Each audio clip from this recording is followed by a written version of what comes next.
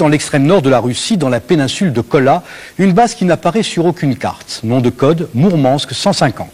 C'est la plus grande concentration au monde d'éléments nucléaires, car c'est le port d'attache des sous-marins atomiques de la flotte de l'ex-Union soviétique.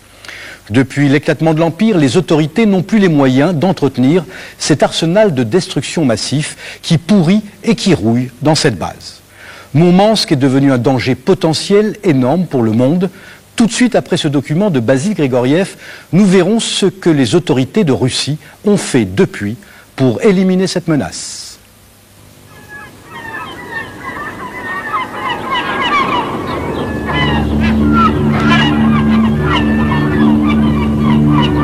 Экипаж, подъем!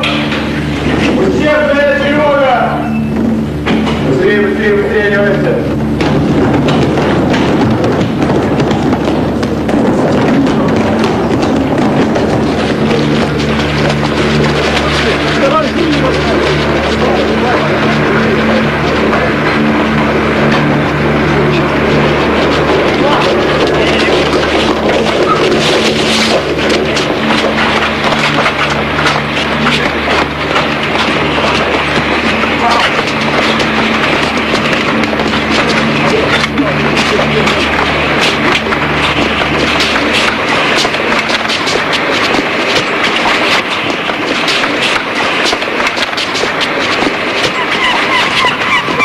Pour les équipages des sous-marins stratégiques de l'ancien empire soviétique, la Troisième Guerre mondiale aurait pu commencer ainsi, un réveil en sursaut, une alerte atomique dans la nuit polaire. Dans tous les pays du monde, les sentinelles ressentent la même lassitude au petit matin.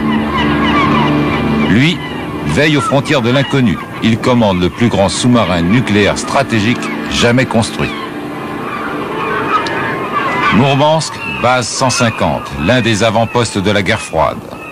L'une des 200 bases navales de la presqu'île de Kola, dans le grand nord de la Scandinavie, au-dessus du cercle polaire arctique. La plus forte concentration de navires, d'avions, de missiles et d'armes, le plus grand arsenal de la planète. La frontière avec l'Occident, la Norvège, est à 75 km. Dans chaque sous-marin stratégique, le commandant est le dernier maillon de la longue chaîne de dissuasion nucléaire de son pays. Il vit une solitude étrange parce qu'il porte le poids d'une responsabilité unique, celle de déclencher le feu atomique. Chaque fois qu'il ouvre la porte de sa cabine, une alarme se déclenche. Sa solitude est aussi l'une des plus surveillées de Russie. Il sait qu'un jour, on peut encore lui ordonner d'ouvrir ce coffre, d'en sortir le contenu, que ce ne sera plus un exercice et qu'alors il faudra accepter d'obéir. Voici l'une des deux clés qui verrouille la chaîne de tir nucléaire. La deuxième clé est identique, mais elle a une tête jaune. C'est le responsable des missiles qui la détient dans le coffre de son poste de commandement, gardé jour et nuit.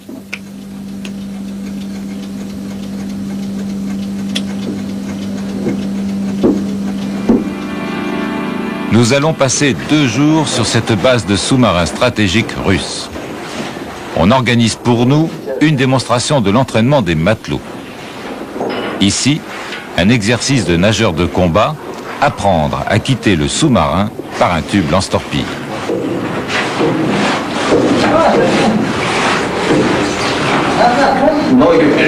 Rentre tes pieds à l'intérieur, je vais fermer le sas.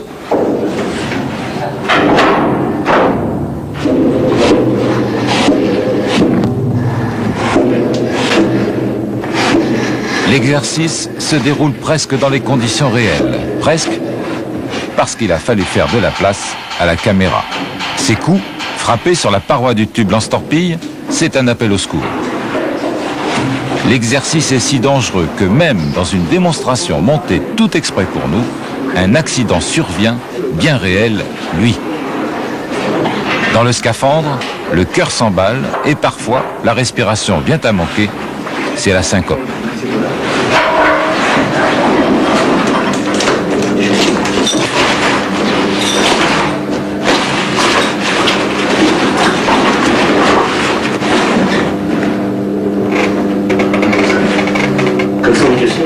te sens-tu? Normal. Tout va bien? Oui, Tu respires bien? ça va.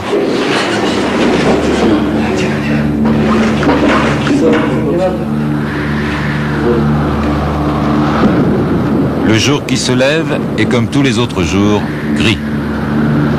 Dans le Grand Nord, d'une heure à l'autre, la météo passe du grand bleu à la tempête. Ici, c'est presque toujours l'hiver, 9 mois de neige par an, 1 mois et demi de nuit sans jour, 1 mois et demi de jour sans nuit. Et disent-ils, le jour arctique, c'est pire que la nuit polaire. La bombe atomique est placée dans un conteneur censé protéger des radiations. On l'introduit dans un deuxième conteneur, technique celui-là, équipé pour le montage de la tête nucléaire sur le missile, toujours à poste dans le sous-marin. Une tâche souvent interrompue parce qu'un satellite occidental de l'OTAN espionne la base navale.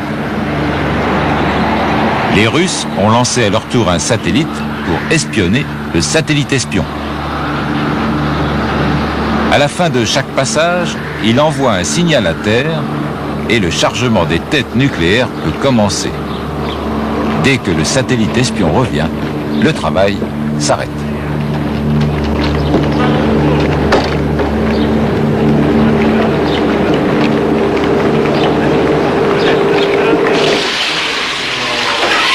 Il s'appelle Sacha, il a 19 ans, il fait ses 2 ans de service militaire à bord du sous-marin comme simple matelot. Comme les autres, l'exercice d'alerte l'a réveillé en pleine nuit.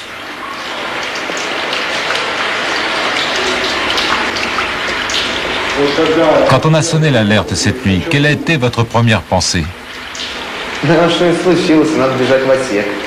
J'ai pensé que quelque chose était arrivé et que je devais me précipiter à mon poste de combat. Dieu merci, rien de grave n'était arrivé. Parfois, une peur me traverse. Non, la peur, je ne sais pas vraiment ce que c'est. Une pensée me traverse et je me dis, ah, qu'est-ce qu'on fait ici? C'est un mauvais rêve? Oui, en fait, je me demande si je dors encore. Parfois, j'ai un doute. Est-ce que j'ai vraiment besoin d'être là? Aujourd'hui, d'où peut venir le danger pour votre pays et le peuple que vous défendez?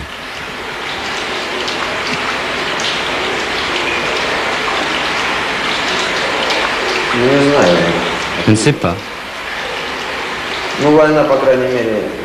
Dieu merci, la guerre froide est finie pour le moment. Les relations se sont stabilisées plus ou moins avec à peu près tout le monde, sauf chez nous. C'est un tel désordre maintenant, le chaos pur et simple, et en plus, il y a des conflits nationaux.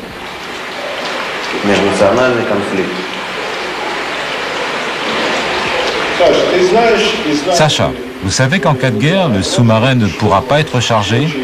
C'est-à-dire que vous n'aurez aucune chance de survie?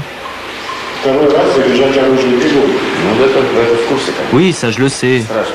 Nous le savons tous ici, ces armes sont terribles, c'est clair. Vous savez que votre sous-marin sera détruit? Oui, le sous-marin sera détruit dès que nous aurons tiré nos missiles.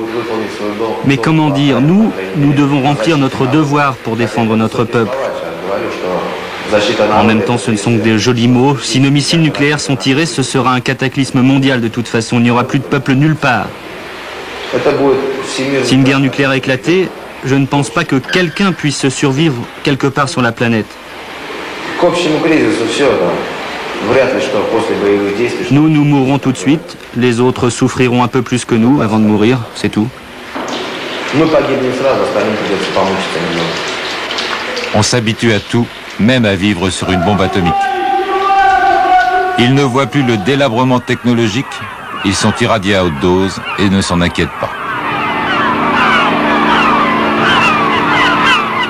L'exercice d'alerte nucléaire continue. C'est la première fois qu'une caméra filme sur la base et le commandant du sous-marin déroge au règlement habituel des exercices d'attaque nucléaire. Il ordonne qu'on ouvre en même temps les 20 trappes des 20 missiles stratégiques embarqués à bord. Les sentinelles n'ont jamais vu ça, stupeur et inquiétude.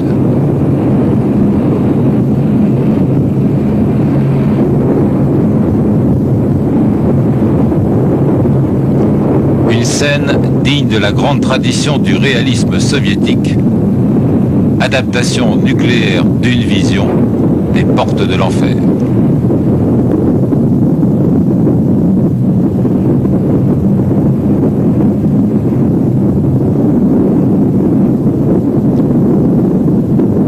Les trappes s'ouvrent 2 par 2 sur bâbord et tribord.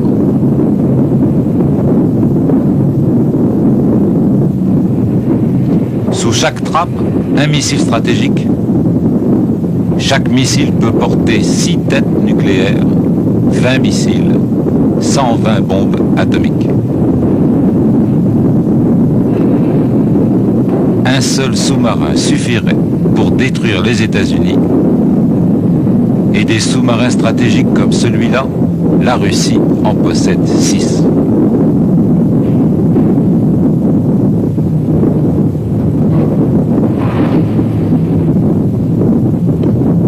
Leur nom de code est un mot russe qui se comprend dans toutes les langues, Typhoon, typhon.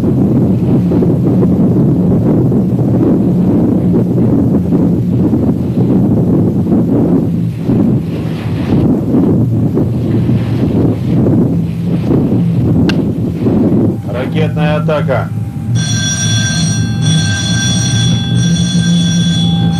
Товарищ командир, подводная лодка в стартовом коридоре глубин. Есть нормальные условия старта. Есть. Товарищ командир, ракетная боевая часть готова к стартовой подготовке. Есть. L'ogive du missile qu'on aperçoit est noire, la charge est nucléaire. Товарищ командир, в зал включены все ракеты. Есть. Есть старт первой ракеты. Есть. Есть старт второй. Есть. Есть старт последний. Есть. Товарищ командир, закончил старт. Ракетный комплекс в исходное положение. Запрещено перемещение в электрических сетях с МВД, гидравлики, трубопроводах, холодный объект. Bien sûr, ils ne nous ont pas tout montré. Au risque de laisser croire qu'avec seulement 2 clés nucléaires, une rouge et une jaune, ces 2 hommes auraient le pouvoir de déclencher le tir atomique seuls, sans un contrôle à terre. D'autres sécurités doivent exister, comme sur les sous-marins nucléaires français, où l'une des clés qui déclenche le tir nucléaire est un code informatique numérisé reçu par radio. Tout ce qui concerne le sous-marin est secret? Oui, évidemment. Et la façon dont le commandant est choisi par l'état-major, c'est secret aussi?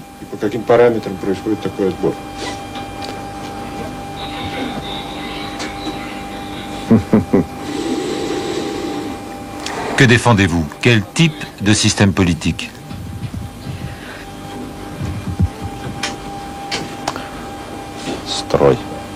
Lequel? Ну, даже эта пауза уже, в общем-то, некорректна. L'hésitation